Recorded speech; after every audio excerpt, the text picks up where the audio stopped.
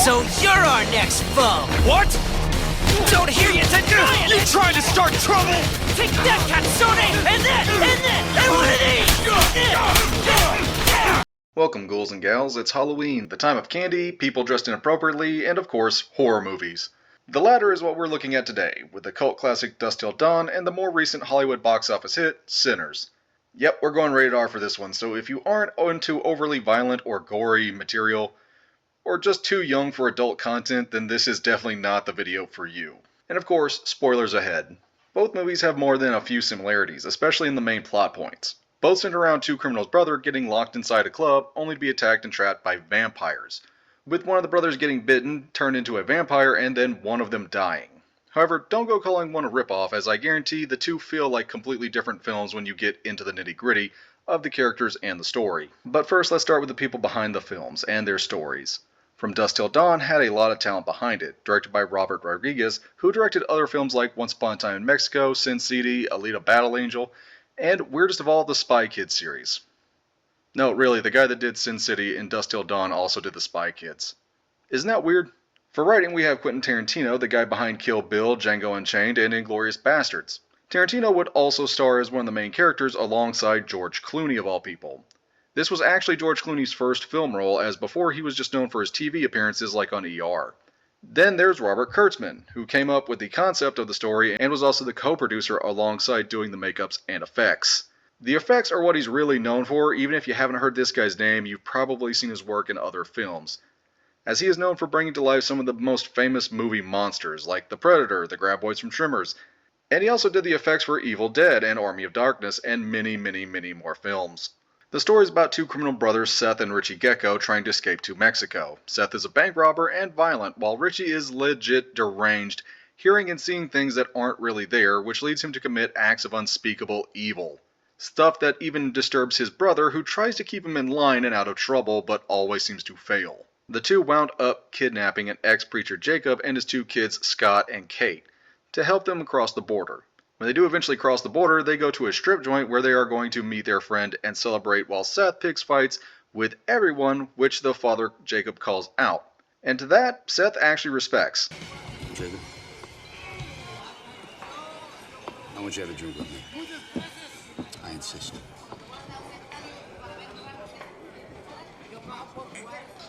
To your family. To yours. And so now everything looks like it's going pretty well. Then it all goes terribly wrong, as the strippers are all vampires that begin eating everybody. They somehow survive the first attack except Richie with a couple of others, only to find out there are more vampires waiting outside as others inside turn into vampires. The father Jacob gets bit, and the last of them arm themselves with improvised weapons and a crossbow, along with a penis metaphor, to make a last-ditch attack on the vampires. Jacob and Scott die as Kate and Seth are saved at the last minute by Cheech, who was the buddy they were actually going to meet up with there. He just arrived late to the party. Seth is ticked, but also uses his brother's death to get more money, some of which he gives to Kate, who asks to come along with Seth, but he shuts that down immediately, saying, Go home, Kate. Maybe a bastard, but I'm not a fucking bastard. Yeah, the last shot of the film is seeing a Mayan temple the club was built on, and that's kind of it. The movie was a hit at the box office, but divides critics to this day. Mostly over the shift when the vampires actually show up, and the movie turns into basically a gore fest. Which is kinda true, but, you know, it's a fun gore fest. You don't know what is happening half the time, but it's cool. Like, hey, there was a mariachi band just playing corpses throughout most of the first fight, and then at the very end, they just explode. Fuck you, everybody! Good night!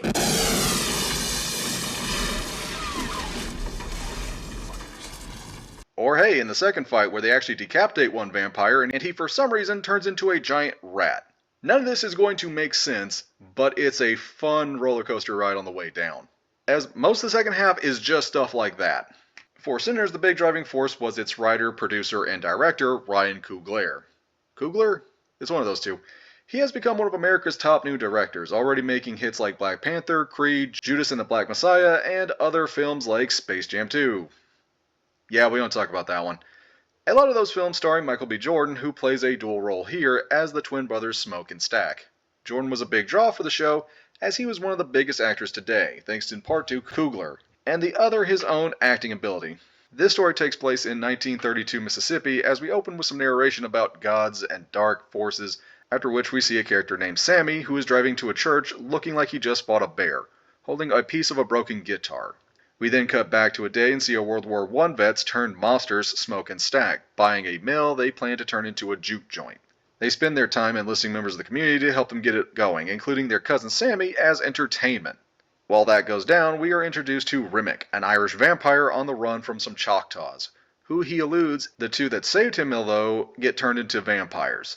Back at the joint, they are having a great time with Stack's old flame Mary showing up and Smoke's wife Annie also helping them out. Annie is also a practicing hoodism, which comes in handy later, as she knows a lot about vampires. Sammy is shown to have some type of power he channels through his music that allows his past and present to collide for some reason. It also draws Rimmick to him as he wants that power for himself to bring back his own people just so he can see them again. Rimmick, being an old school vampire though, can't go inside places unless he's invited in. May I come in? You're one of those old-fashioned revenants, aren't you? You can't come in unless I invite you in.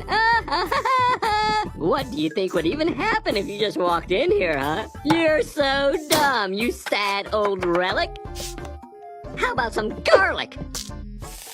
This leads to him getting creative and turning others like Mary in order to get them inside to attack the others, thus getting them to go outside, which works as Stack gets turned and Smoke sends just about everyone outside, who then later get turned themselves, thus leading to them being trapped and Rimmick playing mind games, even using Stack and Mary to get invited in, or at least try to provoke them to coming out.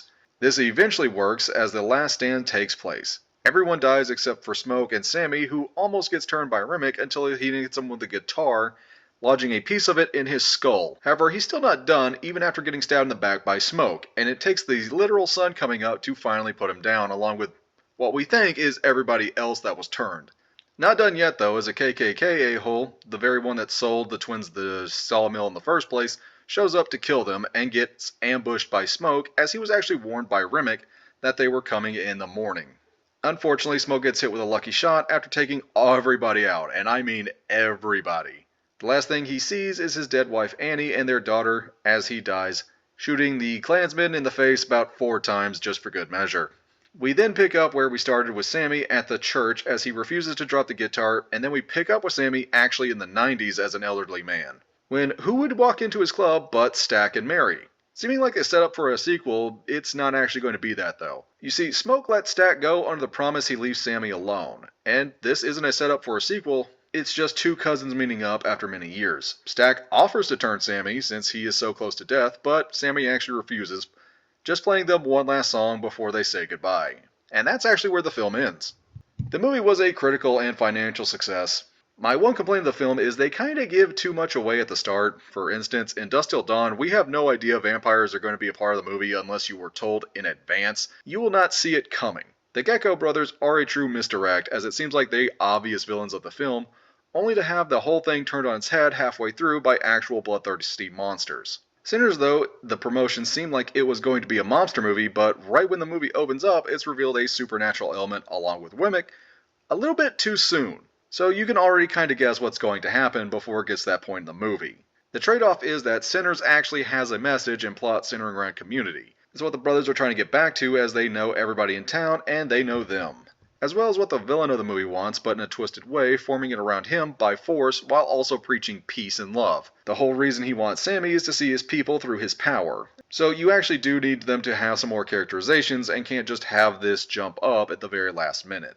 The last scene between the old Sammy and Stack emphasizes this, as the two are still family and clearly love each other, even after everything. Well, I can't really tell you what kind of message Dusk Till Dawn has. Don't go to strip clubs in Mexico because they could be vampires? Not a bad message, I guess, but like, what are the odds you would run into the only strip club with vampires in it? But that's really the only complaints of the movie I have. But all of that isn't the most important thing in a horror movie. It's actually the monsters and victims / heroes. And let's start with the Gecko brothers and the twins, as they have a lot of similarities and differences that really differentiate the two movies, especially in their tones. Seth and Smoke are clearly the more pragmatic of their sets and try to look out for their other brothers. Smoke is constantly worried about business, while Stack will let more things slide. as seen when Stack tries to defend people paying with plantation money as that's all they have, while Smoke wants to cap them the ass like they did to the guy stealing their truck because they can't pay. Seth, while a violent psycho, won't kill you without a reason, at least unlike Richie will. He was more focused on money to be made, to the point where he used his own brother's death at the very end to get a better share of the loot from Cheech. Both, however, do have softer sides as well. Smoke is still heartbroken over his infant daughter's death at the very start. At the end of the movie, he killed his own wife like she asked so she could go see their daughter again in the afterlife before she also turned into a vampire. He would also spare Stack at the very end as well, on top of saving their cousin Sammy. Seth also tries to help Katie at the end by telling her not to follow him, tries to keep his brother in line, as well as also respecting people that do stand up to him like Jacob. Seth would actually put his brother down after he turned into a vampire, after accidentally stopping the others from killing him, mostly wishing to see him and keep him in peace, but kind of realizing that that's a bad idea, as he really couldn't control him before, and a vampire him is going to probably be a lot worse. He can clearly tell the vampire Richie is trying to manipulate him, so he decides to kill himself, saying that he would wishes him peace in death that he could not give him in life. A surprisingly heartbreaking moment for two psychopathic killers. Oh, and yeah, let's talk about Richie. He is not mentally well, to say the very least. He literally hears people talking to them and saying things they are clearly not doing, along with committing unspeakable things to women that even his brother wants to shoot him for, which Quentin Tarantino plays off a little bit too well. I actually thought Richie would wind up being the big bad at the very end, as he was clearly lusting after the underage Kate, and clearly the most unhinged, while his brother Seth was indeed violent and crazy, but clearly not that crazy. His turning into a slightly sane monster also was truly unsettling, as he seems a little bit better, but that's kind of weird when you see such an unsettling person become somewhat sane and clearly trying to manipulate people. Back to center, Stack looks like the more reasonable of the two, as he wears his emotions on his sleeve a lot more than Smoke does at least. He is joyful and shows affection for those he loves, and acts on it more often than not, even to his detriment. The reason he broke up with Mary to begin with was to protect her from the racists in town around 1930s Mississippi. Sadly, that is also what leads to him getting turned first, as they got Mary before him and then sent her in to attack people there. And Stack was clearly the person she was going to go to first. Even while a vampire, though, he and Mary still retain some of their humanity, as they are clearly hurt when Annie died, as they actually planned on spending eternity with their families, Smoke and Annie, and even say as much to their faces. They actually want them to be together with them. He also kept his word to Smoke to leave Sammy alone, and by the end he left with Sammy on good terms. Again, the guy you think is going to turn into a villain doesn't, so again, that's a bit of a surprise to me. All the other characters are great too, despite all the death flags they keep carrying around throughout the movies. Standouts are like Delta Slim and Jacob, as they get the most of the screen time outside of the others in the main cast. There's also the Stack 10's cousin Sammy, who originally wants to run out to be a musician, which is probably living his life on the road, something that Smoke actually tries to convince him not to do, even to the point where he threatens him with violence. Again, to try to get him off this bad path that they themselves were on and are trying to get away from. At the very end, Sammy also tries to keep on to his beliefs, rejecting his dad's will to drop the guitar and decides to go on tour himself anyway, again living what seems to be a pretty good life. Jacob really sells it like an odd man out, like he's actually from a different movie that happened to just fall into this insane horror movie, and he actually plays that pretty well. And some of the best moments do in fact come from him, like for instance when he actually forces his kids to kill him when he turns into a vampire. He actually puts a gun to his head, and if they don't swear to do this, he's just gonna cut out the middleman, as it were. And one of the most heartbreaking scenes in the movie is when he does turn into a vampire, forcing his kids to kill him. But the real big difference in the two movie side characters is everyone gets some good dialogue or speech in Sinners, while Dusk Till Dawn gets by sheer rule of cool. Like again, Sammy and Mary are both great and get a lot of time to show off their acting skills. Meanwhile, in Dusk Till Dawn, take Sex Machine. I can't remember a single line he says throughout the movie other than, "Hey, my name is Sex Machine, nice to meet you." But I do remember that his name was Sex Machine and that he had a literal penis gun. Something like that is going to stick into your mind. But what's a monster movie really without monsters? Again, Sinners gives a lot of character to Remick. He, in his own way, wants what the heroes want: a community, and to see his own people again. But of course, it's in a twisted way where he forces all of them to be happy under his mental control, as well as forcing them to attack and eat loved ones, and then using them to manipulate them.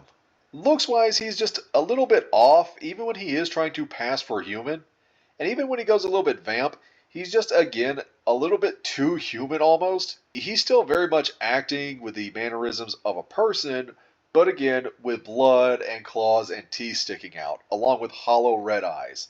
But again, he's usually just sitting in normal positions, or talking, or acting very nonchalant. It's a little bit unsettling. And when he starts really starting to vamp out, it's again very small changes like super long fingers or paler looking skin for some reason, rocking the old school Nosferatu look. He is an unsettling horror, not the loudest thing that will kill you, like say a lion, but more like a snake hiding under the table. You probably know there's danger there, but you don't know exactly when and how it's going to hit you, or if it's going to kill you at all. He is just playing a cat-mouse game with people inside since he can't get in unless invited, so he keeps sending people like Mary to use their family to attack them covertly, or use other members like Stag to harass and manipulate them. He even takes a bite out of one dude and basically learns his entire language, just to kind of mess with his wife, and then threatens to go after their daughter, which is actually what gets him inside the bar. Because in a spark of anger, she just decides to let him in just so she can kill him. He even offers to kill the racists in town for them because he knows because he bit one of their nephews that they were going to come and attack him in the morning. However, he is so desperate for Sammy powers, he stays up way past his bedtime and then eventually gets hit with the sun that kills him. Again, blinded by the thing he wanted the most so bad, he risked his own life to get it, much like the brothers did, or Sammy. Meanwhile, the vamps in Dusk Till Dawn already have everyone in their trap, so they just get to go ham on everyone. Again, I really want to point out the makeup department here, as they really do make every single vampire we see look unique. We have the small fang types, ones that look like actual snakes, giant bat vampires, a hobgoblin, and so on. Tarantino gets into some Frankenstein-looking crap with a head the size of a barn for some reason, and again, it's just never really explained. Very little is actually explained about these vamps to begin with. They're just kind of there, and now they're just eating people. They have zero character, but are just there to slaughter. They are apex predators from Mexico, and talking is for Canadians. They just start ripping limbs, snapping necks, with ease. How they lost that fight in the beginning when they had a clear jump on everyone is beyond me. But hey, it's a movie with vampire strippers. I'm not really expecting it to make sense. But again, you can really see the difference here. It's excessive gore versus subtle creepiness, and that is the type of horror you're going to get out of each movie. And again, what you prefer is going to really depend on what you're looking for. Do you want a slow-paced thriller, or just an action-packed gore fest with violence, blood, and a little bit of obscene nudity here and there? And really, that's all I can think to talk about. Both are great films for completely different reasons. If you want a great story and characters with vampires in it, watch Sinners. If you want great characters in a balls-to-the-wall action movie with literal bloodbaths started by vampires, watch Dusk Till Dawn. I know I talked about Sinner's story a lot more and the looks for Dusk Till Dawn, but that's just because Sinner just had more of a story and character with a lot of their villains and heroes. Dusk Till Dawn isn't any less passionate though. Through the sheer force of cool, it leaves an impression on you. Whether you like the writing or not is going to be up to you. So what did you think about the movies? What do you wish I talked about more? I'll see you again next time.